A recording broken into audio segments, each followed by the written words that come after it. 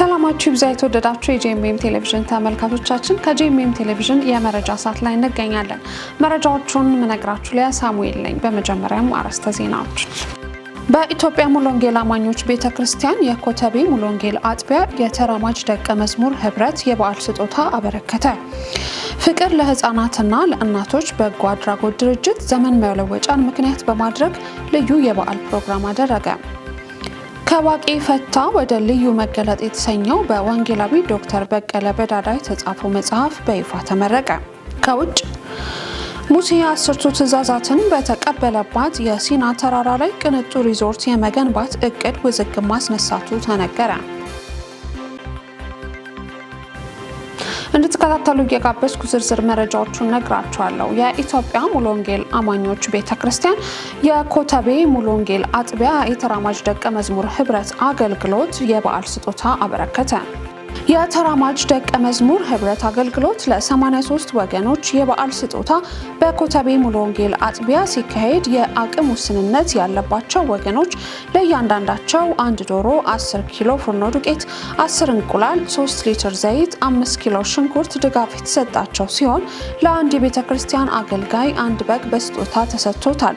በዕለቱም በስጦታ የተገኘ ቲቪ ለአንዲት እህት በስጦታ ተበርክቷል።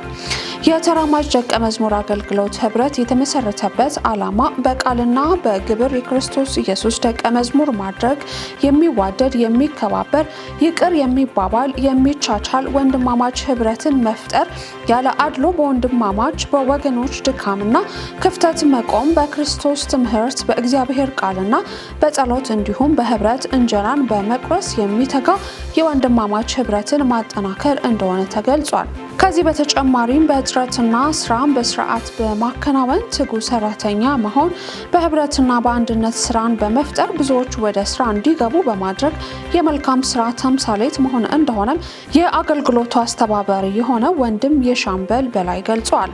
የኮተቤ ሙሉ ወንጌል አጥቢያ በየሳምንቱ ሮብ ለ120 ለሚሆኑ ለጎዳና ተዳዳሪ ወገኖች በእድሜ ለገፉ አረጋውያን ማዕድ በማጋራት የወንጌል ቃል እንደሚሰበክላቸውም ያገኘነው መረጃ ያመለክታል።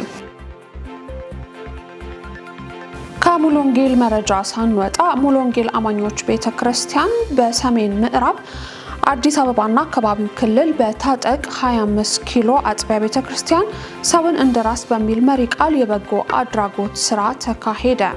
መስከረም 1 2018 ዓ.ም በታጠቅ 25 ኪሎ ሙሉ ወንጌል አጥቢያ ቤተክርስቲያን በተካሄደው መልካም ስራ ላይ በተለያዩ ችግሮች ውስጥ ላሉ ወገኖች ድጋፍ ተደርጓል። ለ16 ዝቅተኛ ኑሮ ለሚኖሩ ወገኖች 10 ኪሎ ጤፍ፣ 3 ሊትር ዘይት እና 500 ብር የተበረከተ ሲሆን የትምህርት ቤት መመዝገቢያ ለ5 ልጆች 1,000 ብር እንዲሁም 2 ተማሪዎች 2 ደርዘን ደብተር በተጨማሪም 10 ቤት ላሉ ተማሪዎች እና ጎዳና ላይ ለሚኖሩ ወጣቶች የምሳ ግብዣ ተደርጓል።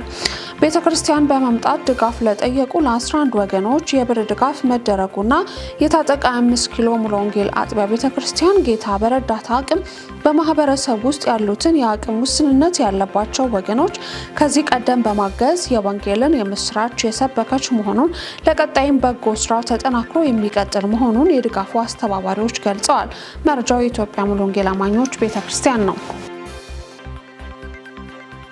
ፍቅር ለእናቶችና ለህፃናት የበጎ አድራጎት ድርጅት ዘመን መለወጫ ምክንያት በማድረግ ልዩ የበዓል ፕሮግራም አደረገ። ባልደረባችን ታምራት ሞቲ ዝርዝር መረጃውን ይነግረናል። ፍቅር የወደቁትን ያነሳል በሚል መሪ ቃል በአእምሮ የበለጸጉ ልጆችን በመቅረጽና ወላጆቻቸው ራሳቸውን ችለው ኑሯቸውን እንዲመሩ በማገዝ ላለፉት 10 ዓመታት በበጎ አድራጎት ስራው ይታወቃል። ፍቅር ለህፃናትና ለእናቶች በጎ አድራጎት ድርጅትም የ2018 ዓ.ም የዘመን መለወጫ በዓልን ምክንያት በማድረግም በድርጅቱ ግቢ ውስጥ ጥሪ የተደረገላቸው እንግዶች በተገኙበት ከህፃናቱና ወላጆቻቸው ጋር የበዓል ፕሮግራም አሳልፈዋል። የበዓል ዝግጅቱም በፍቅር ለህፃናትና ለእናቶች በጎ አድራጎት ድርጅት መስራችና ስራ አስኪያጅ በሆነችው እህት ማርታ ወልድ አረጋይ የእንኳን አደረሰንና ደህና መጣችሁ ንግግር የተጀመረ ሲሆን ድርጅቱ ከ570 በላይ ለሚሆኑ ህፃናትና ከ520 በላይ ለሚሆኑ እናቶች አቅምና እረፍት የሆነ በጎ አድራጎት ድርጅት ነው። በዚህ ተቋም ላይ በገንዘብ፣ በቁሳቁስ፣ በእውቀት በጸሎትና በሐሳብ የሚደግፉን በርካቶች ናቸው። እኛም ለነዚህ ወገኖቻችን የሳቅ ምንጭ በመሆናችን እጅግ ደስተኞች ነን ያለች ሲሆን በታላቁ የህዳሴ ግድብ መመረቅም የተሰማቸውን ደስታ አያይዛ በመግለጽ በዓሉ የብዙ ደስታ ሰላምና በረከት ይሁንልን ብላለችም።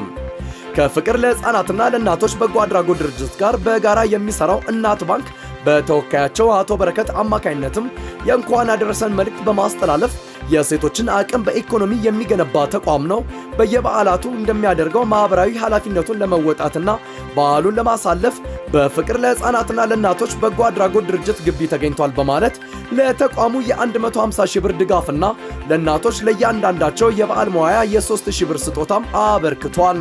ቀጥሎም በህፃናቱ መዝሙር የቀረበ ሲሆን ለህፃናቱና ለእናቶቻቸው ከድርጅቱ በእንግዶች አማካይነት የበዓል ስጦታም ተበርክቶላቸዋል።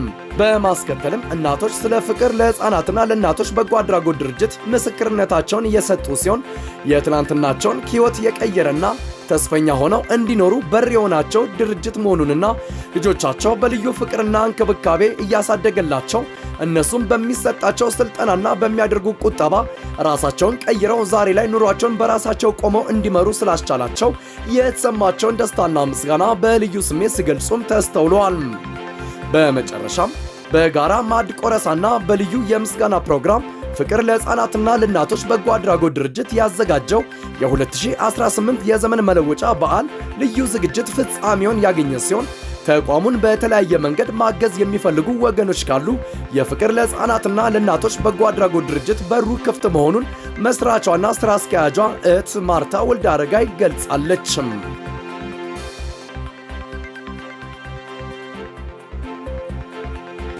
ከዋቄ ፈታ ወደ ልዩ መገለጥ በሚል የተጻፈው የዶክተር በቀለ በዳዳ መጽሐፍ በይፋ ተመረቀ። ባልደረባችን ዳንኤል አንተነ ዝርዝር መረጃ አለው።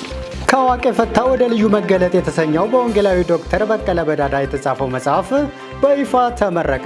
መስከረም 4 ቀን 2018 ዓ.ም በተካሄደው በዚህ የመጽሐፍ ምረቃ ላይም ልዩ ልዩ ተጋባዥ እንግዶች እንዲሁም የቤተ ክርስቲያን መሪዎችና አገልጋዮችም ተገኝተዋል።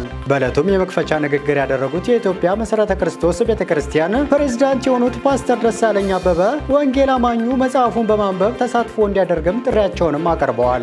ዶክተር ማሙሻ ፈንታ በንግግራቸውም ሁሉም ባህልና ሃይማኖቶች የየራሳቸው ሐሳብ መኖሩን በመግለጽ ነገር ግን አንዳንድ በልምምድ የመጡ ሃይማኖቶችና ባህሎች እንዳሉም በማንሳትም ገልጸዋል። ወንጌል ባህል ጠል እንድንሆን እንደማያደርግና የወንጌል ዋነኛ መልእክትም የሳተውን እይታና ግንዛቤን የሚያጠራ መሆኑንም በምርቃቱ ወቅትም ተወስቷል። የመጽሐፉ ዋነኛ ዓላማም በቅይጥ ክርስትናና በባህል ስም የሚደረጉ ተግባራትና አምልኮን ለማጥራት ያሰበ መሆኑንም ተነግሯል። በፕሮግራሙ መጽሐፉ ዋቄ ፈታና የኦሮሞ የባህል ሃይማኖትን የዳሰሰ መጽሐፍ መሆኑም በመድረኩም ተወስቷል። የኢትዮጵያ ወንጌል አማኞች አብያተ ክርስቲያናት ህብረት ፕሬዝዳንት ፓስተር ጻድቁ አብዶ ባስተላለፉት መልእክትም ባህሎችን በእውነተኛ ወንጌል በመዋጀት ሰዎችን ወደ ጌታ ማምጣት እንደሚገባም ተናግረዋል። በምረቃት መርሃ ግብሩ ላይም ተጋባዥ ዘማሪያን በመገኘት የዝማሬና የአምልኮ ጊዜም ተደርጓል። በ5 ምዕራፎችና ከ400 በላይ ገጾች በተዋቀረውና ከዋቄ ፈታ ወደ ልዩ መገለጥ የተሰኘው መጽሐፍ መታሰቢያነቱ ለቄስ ዶክተር ቶሎሳ ጉዲና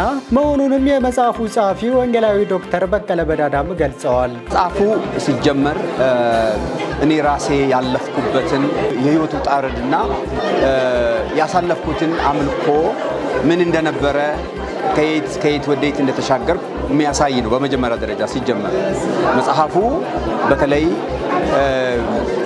ሃይማኖትና ባህል የተለያዩ ገጽታ ያላቸው ደግሞ አብሮ የሚሄዱበትም ጊዜ እንዳለ ግን በዚህ በዋቄ ፈታ እምነት ውስጥ ግን ባህላዊ ሃይማኖቶች ቢኖሩ ባህላዊ ነገሮች ቢኖሩ በአብዛኛው ግን ሃይማኖታዊ ነገሮች ናቸው። ስለዚህ ይሄን ሃይማኖታዊ ነገር ሰው በትክክለኛ በቁሙ እንዲረዳው የሚያምንም የማያምንም የሚያቆም የማያቆም በቂ መረጃ አግኝቶ በትክክል ዋቄ ፈታ ምን እንደሆነ ኢሬቻ ምን እንደሆነ እንዲገነዘብ ለቅዱሳንም ማለትም በቤተክርስቲያን አካባቢ ላሉ ሰዎችም ከቤተክርስቲያን ውጪ ላሉ ሰዎችም በቂ መረዳት እንዲኖራቸው የተደረገ ትንታኔ እና የጥናታዊ ስራ ነው። ስለዚህ ሁሉም ሰው ቢያገኝ ግማሹ ለህይወቱ ግማሹ ለትክክለኛውን ነገር ለዳኝነት ለመስጠት ይረዳዋል ብዬ አስባለሁ እና መጽሐፉ በኢትዮጵያ ውስጥ ላሉ ትምህርት ቤቶች፣ መጽሐፍ ቅዱስ ትምህርት ቤቶች ጥናት የሚያደርጉ በዚህ ጉዳይ ጥናት የሚያደርጉ ሰዎች፣ የሃይማኖት ተከታዮች፣ ክርስቲያኖች ቢያገኙት ለሁሉም ሰው ተገቢ የሆነ መረዳትን ይሰጣል። እንደገና ደግሞ ሚዛናዊ ለመሆን ይረዳል። ከፎከስ ሚኒስትሪ የመጡት ዶክተር ኤልያስ እንደገለጹትም ሚኒስትሪያቸው ከ45000 በላይ ተማሪዎች እንዳሉትና ወንጌል ወዳልደረሰባቸው አካባቢዎች እንደ ሚኒስትሪ እየሰሩ እንዳሉም የገለጹም ሲሆን በተጨማሪም በዋቄ ፈታ ባህላዊ ሃይማኖት ዙሪያም መጽሐፉ ተደራሽ እንዲሆንም የበኩላችንን ድጋፍ በማድረግ ለ12 ሚሊዮን ሕዝብ መድረስ እንደሚገባም ተናግረዋል። በፕሮግራሙ ቄስ ዶክተር ቶሎሳ ጉድናም በቃል ያገለግሉ ሲሆን የተዘጋጀው መጽሐፍ ለትውልዱ በረከትና ትልቅ አስተዋጽኦ ያለው መሆኑንም ተናግረዋል። በመጨረሻም መጽሐፉን የቤተ ክርስቲያን ፕሬዝዳንቶች፣ የአብያተ ክርስቲያናት ተወካዮች እንዲሁም የቤተ ክርስቲያን አባቶች መርቀው ለታዳሚያንም በይፋም ቀርበዋል። ተማሪዎች ላይ በማህበራዊ ሚዲያዎች የሚደርሰውን ተጽዕኖ ለመቀነስ በትኩረት እየተሰራ ነው ተባለ። የአዲስ አበባ የ2018 የትምህርት ዘመን የመማር ማስተማር ስራ ዛሬ የተጀመረ ሲሆን የከተማው ትምህርት ቢሮ ኃላፊ ዶክተር ዘላለም ሙላቱ በአዲሱ የትምህርት ዘመን ተማሪዎች ከመቼውም ጊዜ በላይ የተሻለ ውጤትና ስነ ምግባር እንዲኖራቸው ለማድረግ አሰራር ተቀምጦ ወደ ተግባር መገባቱ ለኢዜአ ገልጸዋል። ኃላፊው በትምህርት ዘመን ተማሪዎቹ ላይ በማህበራዊ ሚዲያዎች የሚደርሱ ተጽዕኖችን ለመቀነስ በትኩረት ይሰራልን ብለዋል። ለዚህም የሃይማኖት አባቶች፣ የጸጥታ ተቋማት፣ የሚዲያ ባለሙያዎችና የሚመለከታቸው አካላት የድርሻቸውን ሊወጡ እንደሚገባም አስገንዝበዋል። በሌላ በኩል ተማሪዎች የትምህርት ቤት ቅጥር ግቢ ውስጥ ስልክ፣ ታብሌትና የመሳሰሉ የኤሌክትሮኒክስ ቁሳቁሶችን በፍጹም ይዘው መገኘት የማይችሉ ሲሆን ይህንን ቢያደርጉ ከፍተኛ የዲሲፕሊን ቅጣት ሊጠብቃቸው ይችላል የተባለ ሲሆን ይህም ቅጣት እስከ መጨረሻው ድረስ ከትምህርት ቤት መባረር ሊያደርስም ይችላል ተብሏል። ወላጆች ልጆቻቸው ስልክና ታብሌት መሰል ቁሳቁሶችን ወደ ትምህርት ቤት ይዘው እንዳይሄዱ ማድረግ ያለባቸውና ተማሪዎችም ይዘው መሄድ የሚያመጣውን ቅጣት አስበው ጥንቃቄ ማድረግ እንዳለባቸው ተገልጿል። ዘገባው የቲክቫ ኢትዮጵያ ነው። እየተከታተላችሁ ያላችሁት ከጄኤምኤም ቴሌቪዥን ወደ እናንተ እየደረሰ ያለው መረጃዎቻችንና ወደ ውጭ መረጃ አልፋለሁ። በዲሞክራቲክ ሪፐብሊክ ኮንጎ በምስራቃዊ ክፍል በተፈጸመ የጅምላ ግድያ ከ100 በላይ ሰዎች ሞቱ።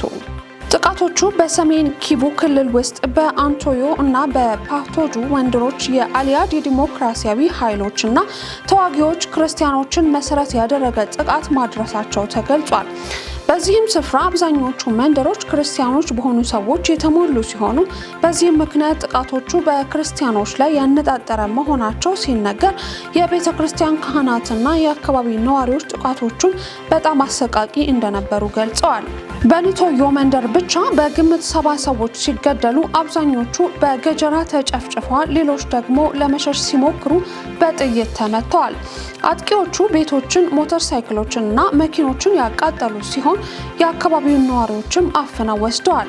ይህ የጅምላ ግድያ በክልሉ ሲፈጸም ለ3ኛ ጊዜ መሆኑ የተነገረ ሲሆን በሐምሌና በነሐሴ ወር ብቻም በኢቱሪ ክልል በድምሩ 99 ሰዎች ተገድለዋል ተብሏል። የሰብአዊ መብት ተሟጋች ድርጅቶች በርቀት ላሉ አካባቢዎች ተጨማሪ ጥቃቶች ሊከሰቱ እንደሚችሉ ያስጠነቅቃሉ። በሺዎች የሚቆጠሩ ቤተሰቦች በጥቃቶቹ ምክንያት ቤቶቻቸውን ለቀው ሸሽተዋል የተባለ ሲሆን አሁን በኦይቻና በሌሎች ከተሞች ሰብአዊ ድጋፎች እንደሚያስፈልግም ተገልጿል። የኮንጎ መንግስትና ዓለም አቀፍ ማህበረሰብ ለሰላማዊ ዜጎች ሰዎች ጥበቃ ለመስጠትና ጥቃቶችን ለማቆም እርምጃ በመውሰድ ድርጊቱን እንዲያወግዙም ጥሪ ቀርበዋል። ዘገባው የክርስቲያን ቱዴይ ነው። ሙሴ 10ቱን ትዕዛዛት በተቀበለባት የሲና ተራራ ላይ ቅንጡ ሪዞርት የመገንባት እቅድ ውዝግብ ማስነሳቱ ተነገረ። ሙሴ 10ቱ ትዕዛዛትን ተቀብሎባታል የምትባለው የሲና ተራራ ለክርስቲያኖች ብቻ ሳይሆን በእስልምናም ሆነ በአይሁዳውያን እምነት ዘንድ የተቀደሰች ስፍራ ናት። በግብጽ የምትገኘው ይህች ስፍራ በሀገሬው ነዋሪ ዘንድ ጀባል ሙሳ ተብላ ትጠራለች። ስፍራዋም አምላክ መለኮታዊ ኃይልን ገልጦ ሙሴን ያነጋገረባት እንደሆነችም ይገለጻል። ሙሴን ሲያነጋግረውም ቁጥቋጦ በእሳት ይንቦገቦግ እንደነበረ በቅዱሳኑ መጽሐፍ ቅዱስና ቅዱስ ቁርአን ተጠቅሷል።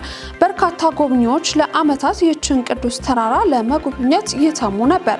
በስፍራው ሲደርሱ የአካባቢው ጥንታዊ ማህበረሰብ ቤዶሞችና የተራራዋን መልክዓ ምድር አስደናቂነት ያስጎበኛሉ። ይህች በሶስት የአብርሃም እምነት ዘንድ ቅዱስ ተብላ በምትጠራው ስፍራ ላይ የግብጽ መንግስት ትልቅ ቅንጡ ሪዞርት ለመገንባትና አካባቢውን አዲስ የቱሪዝም መዳረሻ የማድረግ እቅድ ውዝግብ አስነስቷል። በስፍራው በ6ኛው ክፍለ ዘመን የተገነባችው የቅድስት ካትሪን ገዳም አለች። ይህን ገዳም የምታስተዳድረው የግሪክ ኦርቶዶክስ ቤተክርስቲያን ስትሆን የግሪክ ጫናን ተከትሎ የግብጽ ባለስልጣናት ገዳሟን ለመዝጋት የነበራቸውን ሀሳብ በመቀልበሳቸው መናኩሶቹ በስፍራው ይቆያሉ ተብሏል። ለረጅም ጊዜ ተገላ የቆየችው ይህች በረሃማ ስፍራ ላይ የምትገኘው ገዳም ተራራና ከተማን የምታቀፍ ሲሆን በዩኔስኮ የዓለም ቅርስነትም ተመዝግባለች። እናም በአሁኑ ወቅት እየተገነቡ ያሉት ቅንጡ ሆቴሎች፣ ቪላ ቤቶችና የመገባበያ መንደሮች የታሪክ አሻራውን ሊያጠፉ ይችላሉ የሚል ስጋትን ጭሯል። በተጨማሪም ጥንታዊ የቤድዊን ማህበረሰብ ወይም የጄቤሊያ ጎሳ መገኛም ነው። የቅድስት ካትሪን ጠባቂ የሚባሉት እነዚህ ጎሳዎች መኖሪያ ቤታቸው እንዲሁም የቱሪስት ካምፓቸው አነስተኛ ወይም ያለምንም ካሳ እንዲፈርሱ ተደርገዋል። በስፍራው ለሚገነባው አዲስ የመኪና ማቆሚያ መቃብሮቻቸውን ቆፍረው የቤተሰቦቻቸውና የወዳጆቻቸውን አጽሞች እንዲያወጡ ተገደዋል ተብሏል። ዘገባው የቢቢሲ ነው። መረጃዎቻችንን ከማጠቃለላችን በፊት አርዕስተ ዜናዎቹን ላስታውሳችሁ። በኢትዮጵያ ሙሉ ወንጌል አማኞች ቤተክርስቲያን የኮተቤ ሙሉ ወንጌል አጥቢያ የተራማጅ ደቀ መዝሙር ህብረት የበዓል ስጦታ አበረከተ። ፍቅር ለህፃናትና ለእናቶች በጎ አድራጎት ድርጅት ዘመን መለወጫን ምክንያት በማድረግ ልዩ የበዓል ፕሮግራም አደረገ። ከዋቂ ፈታ ወደ ልዩ መገለጥ የተሰኘው በወንጌላዊ ዶክተር በቀለ በዳዳ የተጻፈው መጽሐፍ በይፋ ተመረቀ። ከውጭ ሙሴ 10ቱ ትእዛዛትን በተቀበለባት የሲና ተራራ ላይ ቅንጡ ሪዞርት የመገንባት እቅድ ውዝግብ ማስነሳቱ ተነገረ። ለዛሬ ያዝንላችሁ መረጃዎች እነዚሁ ነበሩ። ያዘጋጁላችሁ ነጻነት ዋቁማ፣ ዳንኤል አንተና ከመላው ስቱዲዮ ባለሙያዎች ጋር በጋራ በመሆን ነበር ወደ እናንተ ያደረስኩት። ሊያ ሳሙኤል ነኝ። ሌሎች የጄኤምኤም ቴሌቪዥን ፕሮግራሞች ይቀጥላሉ። መልካም ጊዜ።